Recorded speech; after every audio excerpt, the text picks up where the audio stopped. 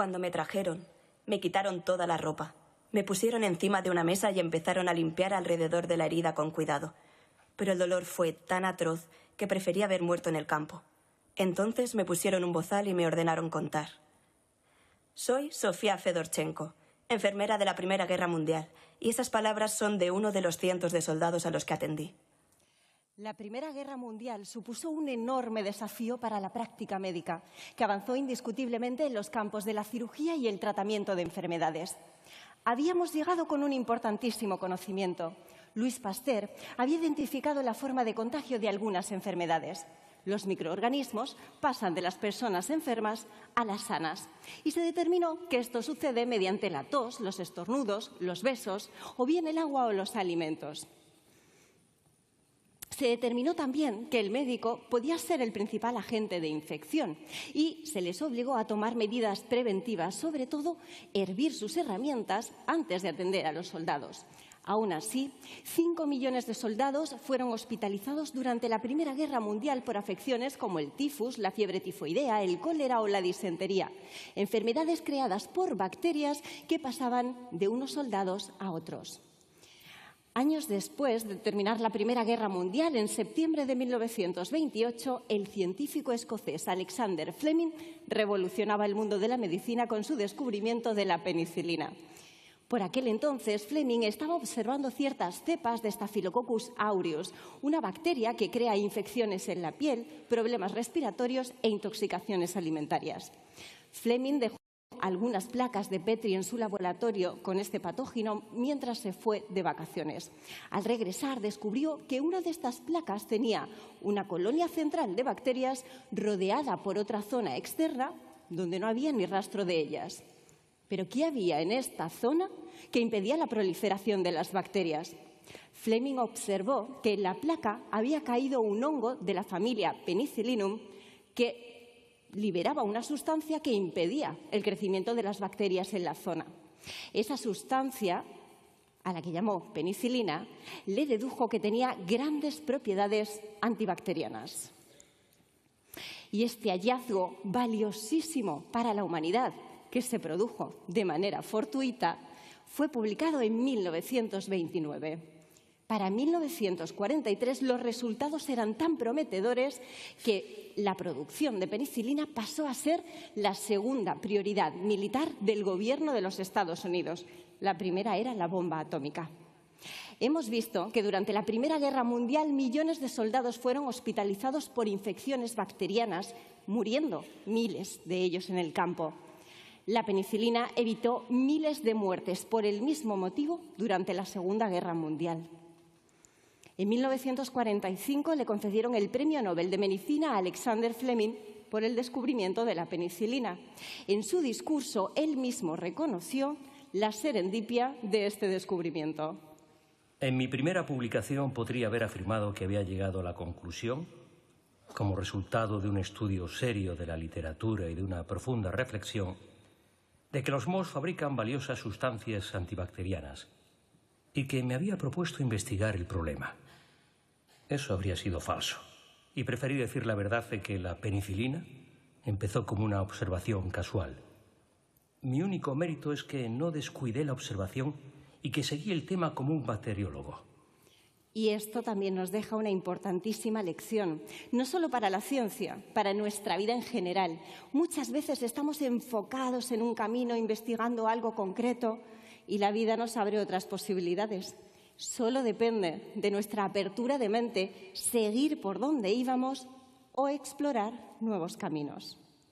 Y así comenzó la era de los antibióticos. Entre 1950 y 1970 se denominó la era dorada del descubrimiento de nuevos antibióticos.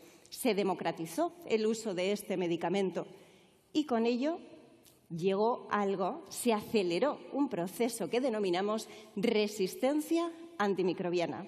En el caso concreto de los antibióticos, resistencia de las bacterias a los antibióticos. Conforme íbamos consumiendo antibióticos, las bacterias se hacían resistentes a ellos, es decir, adquirían la habilidad de hacerse inmunes a los efectos de los antibióticos. Este proceso hubiera sucedido de forma natural, aunque los humanos no hubiéramos descubierto la penicilina, pero el abuso y sobreuso y el mal uso de los medicamentos hizo que este proceso se acelerase. Pero, ¿cómo adquieren las bacterias esta resistencia contra los antibióticos? Bueno, por resumir y simplificar muchísimo, dos mecanismos. Uno, sufren transformaciones en su material genético. Dos, adquieren los genes de resistencia del exterior transferidos de otras bacterias. Las bacterias tienen una gran capacidad de adaptación y resiliencia. Pensad que llevan 4.000 millones de años colonizando la Tierra. Las encontramos a billones en los suelos, sedimentos marinos, en el interior y exterior de plantas, animales, personas. Somos nodos de estos microorganismos con los que convivimos en simbiosis. En parte, nuestra buena salud depende de que las colonias bacterianas estén equilibradas y de mantener a raya a las bacterias malas. Las bacterias multiresistentes o superbacterias son aquellas que han aprendido a sobrevivir a todos los antibióticos que actualmente tenemos en el mercado para tratarlas. Según la Organización Mundial de la Salud, la resistencia antimicrobiana es una de las mayores amenazas de salud global en el mundo. Solo en España, en 2023, más de 20.000 personas murieron por infecciones que no respondían a tratamiento antibiótico. Y os quiero contar el caso de Mallory Smith. A los 3 años fue diagnosticada con fibrosis quística, una enfermedad que provoca un moco espeso y pegajoso en los pulmones, favoreciendo la colonización e infección de bacterias.